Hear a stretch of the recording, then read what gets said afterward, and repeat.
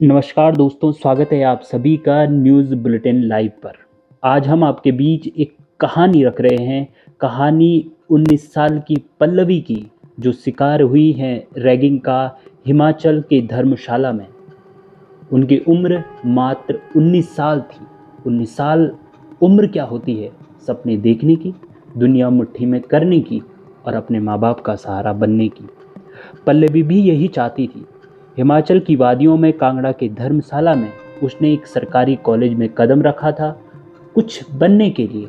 लेकिन उसे पता नहीं था कि वो कॉलेज, वो क्लासरूम उसके लिए शमशान बन जाएगा। आज पल्लवी हमारे बीच नहीं है। 26 दिसंबर को उसकी सांसें थम गई, लेकिन उसका शरीर मरने से पहले ही तोड़ दिया गया था। उसे मारा किसी बीमारी ने नहीं, बल्कि रैगिंग नाम के उस नाशूर ने, जिसे हम समाज से मिटाने का दावा करते हैं। यह कहानी सिर्फ एक मौत नहीं है, यह कहानी है उस भरोसे की जो एक बेटी सिस्टम पर करती है। तारीख थी 18 सितंबर 2025। पल्लवी कॉलेज गई थी पढ़ाई करने के लिए, लेकिन वहां उसका सामना हुआ हैवानियत से। आरोप है कि कॉलेज के 3 सीनियर छात्राओं, हर्षिता, आकृति और कमोलिका ने पल्लवी को घेरा। सिर्फ रैगिंग नहीं हुई, उसके साथ मारपीट की गई। दर्द की इंतहा यहीं खत्म नहीं हुई। आरोप है कि कॉलेज के एक प्रोफेसर अशोक कुमार, जिन्हें रक्षक होने चाहिए था, उन्होंने ही पल्लवी के साथ अश्लील हरकतें की। उसे मानसिक और शारीरिक रूप से इतना प्रताड़ित किया गया कि वो हंसती खेलती लड़की अंदर से मर गई। सिर पर वार किए गए, डंडों से पीटा गया।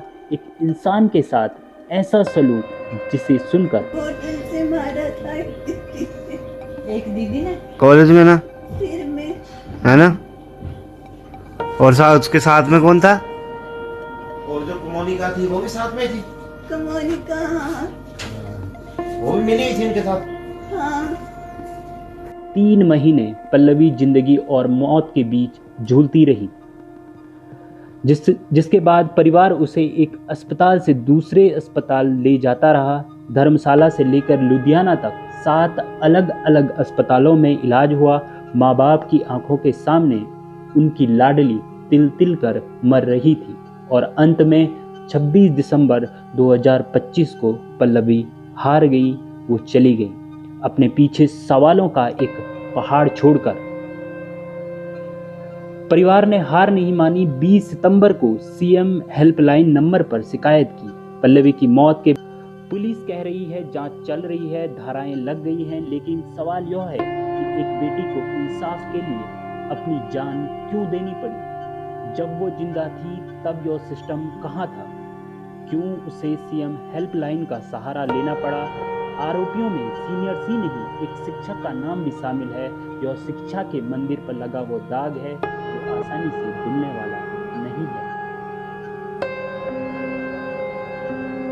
हम कहते हैं रैगिंग अपराध है, सुप्रीम कोर्ट ने इसे बैन किया है, फिर भी एक 19 साल की दलित समुदाय की बेटी को अपनी जान गंवानी पड़ती है। क्या रैगिंग के नाम पर यह हत्या नहीं है? सोशल मीडिया पर पल्लवी का वो डांस वीडियो वायरल है, जिसमें वो खुश है, जिंदगी से भरी है। उस पल्लवी को इन दरिंदों ने मार डाला।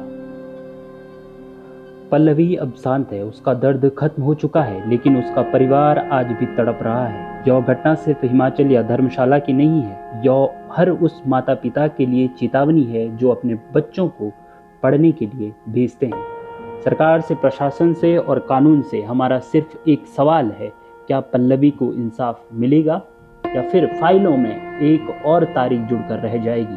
पल्लवी के गुनहगारों को ऐसी सजा मिलनी चाहिए कि भविष्य में कोई सीनियर, कोई प्रोफेसर किसी मासूमियत को कुचलने से पहले 100 बार सोचे। धन्यवाद।